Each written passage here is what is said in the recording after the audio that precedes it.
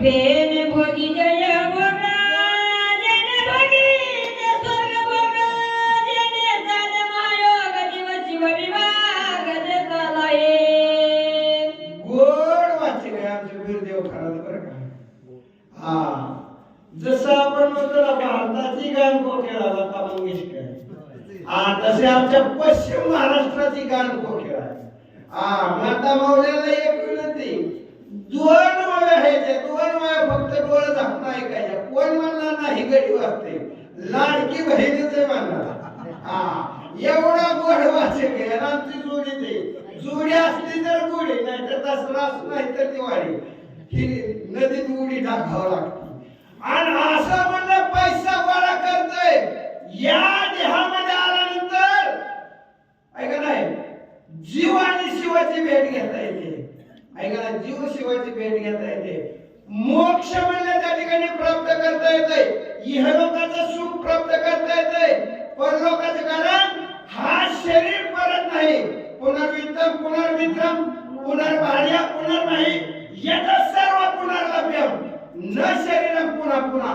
अरे पुन्हा पुन्हा मिळत नाही, पण पैसा गोळा करण्याला घालीत हे वडिये प्राप्तीचे नाते ते कष्टाची धनाजनाते इतराची कोण पुजे ते दुःखी समजते संगतीची.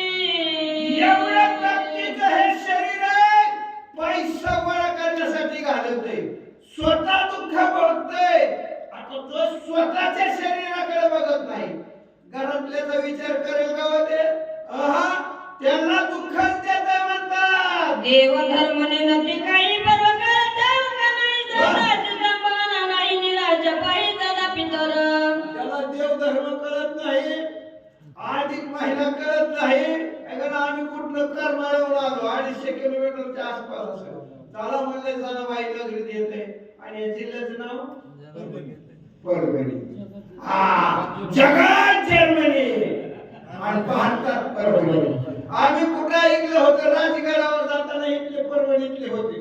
ती म्हणाली कुठले महाराज, जगात जर्मनी आणि भारतात परभणी. असं म्हणलं चला म्हणलं परभणी बघायला मिळेल. असं म्हणलं त्याला देव धर्म करत नाही आणि पितृ सुद्धा घालत नाही. आई वडिलाची पितृ घालत नाही. आमच्याकडे महाळ म्हणते, ती महाळ सुद्धा त्याची बायको म्हणजे तुम्हाला लाज आबरू आहे का नाही? अख्खा गाव तुम्हाला नाव ठेवते. त्या वडिलाची 7 एकर जमीन बागायत खाता, वडिलाचं पितृ तरी घाला. ती मला घालतो याला पितृ म्हणे, लयच नाव ठेवती. ही बिचारी पाठच उठली, भजे गुरवल्या पापड तळ शेलच्या करायला लागली. ह्यांनी सकाळच्या पाणी दारात आटकी पिटवली. इरबल म्हणले गावात फिरलं होतं, सोयीला दिसलं की आता पितृ सवासीला आई बी मिळतात बाप बी मिळतात सांगायला. तांदूळ द्यायचं म्हणलं की ती म्हणाला तुम्ही किती पोळ्या खाताय, ती मला 3 नाही परवडत. दिवसभर फिरला आणि एका पोळ्याचा म्हातारा म्हातारी मिळाली. सकाळच्या पारी पहिल्या झुट मध्ये म्हातारा आलं म्हणे, या तुम्ही आमचं बाप आहे का नाही? मला आज तुम्ही जेवला की माझ्या बापाला जाते. मला हे काय, मला माझा बाप गुडग करून नेहता. मला तुमच्या पायाला जो टाक द्यायचं, हात पोळी खायला जायचं. ती म्हातारा तिथनच गेलं पळून आणणार. मग आली म्हातारी, मला या आई साहेब, मला तुम्ही आमचे आहे. म्हणजे हे काय आहे? मला गजायचं. म्हणलं का माझा आहे माता सुरू करून मिळती. म्हणलं तुम्हाला 2 जण हिथं सत्य द्यायचं मात्याला, माझ्या आईचा माता सुरू राहील. ती म्हणजे तुझ्या पुळीचा झाड झाला. तिथनं पळून गेली. आणि ही बिचारी आता तिला काय ऐका पोळ्या करते म्हणली, पितृ सवासीन काय ना, पितृ सवासीन काय ना. ती म्हणली कसं असतं, कधीच नव्हतं आणि कोंबडाला पवतं. तिला लय उल्हास होता. मग मला अगं ताट जर घे वाढून, ताटवाल्या कधी यायचं पितृ, हे बघ मला तू सवासीन मी पितृ, दोघांचं असलं चिकट असतं. पितृ सुद्धा जीव घालीत ना म्हणते.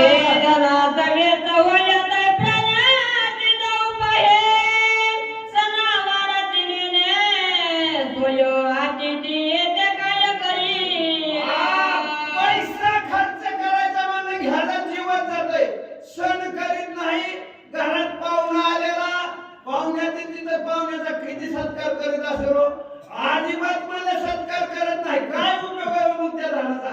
ऐका ना, बँकेत कोटीचे आणि ह्याच्या धोत्राला गाठीचे शिवत सुद्धा नाही का मग दंड घालायचं मला त्याला कुठला 2 रुपये द्यायचे काय करा बँकेत कोटी आणि ह्याच्या धोत्राला गाठी अशी चिकट माणसाची अवलाद कष्टे जोडली संपत्ती त्याचे विचारती निगुती कोणी दगड माती घाली ते आपण मरती धुळी असा कष्टानं पैसा गोळा करते पूर्वी आता ते सारखे बँक नव्हत्या पूर्वी काय गाडगा तुम्हाला देत त्या गाडग्यात धन गोळा करते सगळी नामाला गेली का नाही ही एका कोपऱ्यात खरा खडा खाते ते गाडगं त्याच्यावर ठेवते त्या धनावर माती ह्याच्या तोंडात माती लेकरं बाळाच्या तोंडात माती एवढी चिकट माणसाची जात म्हणले आईची एकाची दादी आज पाता सोये नेती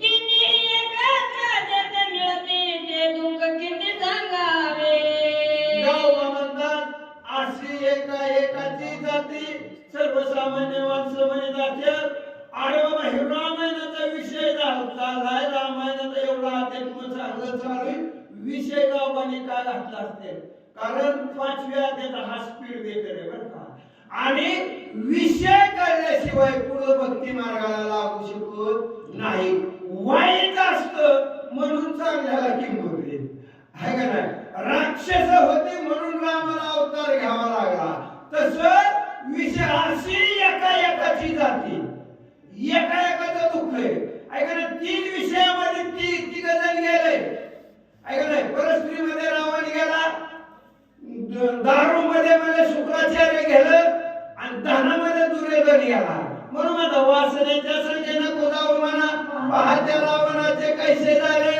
इंद्रापल्ली भगेचंद्र झाला का आणि नारद चुकला चाला भजनाचा रावण सोडून द्या रावण किरकोळ देव बड़ा महादेव बड़ा सब देवन का बाबा आणि भिल्लिनी के पीछे पड़ा करे तोबा अध्याय युद्ध कांड अध्याय नंबर 68 वही नंबर 90 हे प्रत्यक्ष घडलेला चंद्रचूडा भिल्लीनाली दृष्टीपुडा महादेव झाला यानं केला उगाड विरक्तीचा वही नंबर 91 पराशरे नावे भितरी देखोनिया निषाद कुमारी दिवसा करून अंधारी तप सामग्री वेचली त्या म्हणल्या त्या ठिकाणी कुमारिका पराशर ऋषीने बघितली 3.5 कल्पाचं पुण्य मातीत घातलं एवढे आश्वास्य आणि सांगू किती नागवले तपस्थिती स्त्री भेटला एकांती नव्हे विरक्ती पैकोना हनुमंताला प्रभू रामचंद्र सांगतात हे म्हणलं एवढं ते स्त्री विषय वाईट ऐका नाही विश्वामित्र तपोखाली आणि पुत्र होऊन हे देवाने हे विषय इतका वाईट आहे दारुड्याचा विषय तेवढाच वाईट धर्माचा विषय तेवढाच वाईट आणि हे 3 एकत्र आल्यावर ते दुःख किती सांगावे गावामध्ये हे 3 विषय एकत्र आधीच मरकर त्याच्या हातीमध्ये पेला आणि परत त्याला विंचू चावला किती म्हणलं नाचल आईचा जीवले माताला विमानी विचारात ऐकाला संजनाचा उलंघून गेला जन्म उन्मत झाल्याला पाळी तसे असा स्त्रीमध्ये मातला पूर्वी भारताला वाटलं होतं की विमान आहे पूर्वी दोघांकडे विमान होती एक रावणाचा राक्षसाचा राजा रावण आणि दुसरा देवाचा राजा इंद्र बरेचसे विचार करतात रावणाच्या आमच्या देवाला याची टाप नाही नक्कीच हा इंद्र असला पाहिजे आणि पूर्वी स्त्रियांना नाचवायचं ही राजा लोकांचा शौक होता आपल्या दरबारात स्त्रिया नाचवायच्या ही म्हणजे आणि म्हणून भारताला तसं वाटलं होतं पण जगाच्या पाठीवर फक्त 2 राजे होऊन गेले त्यांनी आपल्या दरबारात स्त्री नाचवली नाही तर स्त्री वाचवली एक स्वराज्य संस्थापक छत्रपती शिवाजी महाराज आणि दुसरा स्वराज्याचे दाखले झाले छत्रपती संभाजी महाराज या दोघांनी स्त्री आपल्या दरबारात नाचवली नाही तिची आबरू वाचवली म्हणून जोपर्यंत चंद्र सूर्य आहे तोपर्यंत आपला त्या राजांना मुजरा राहणार आहे आणि असा म्हणलं इंद्रपातला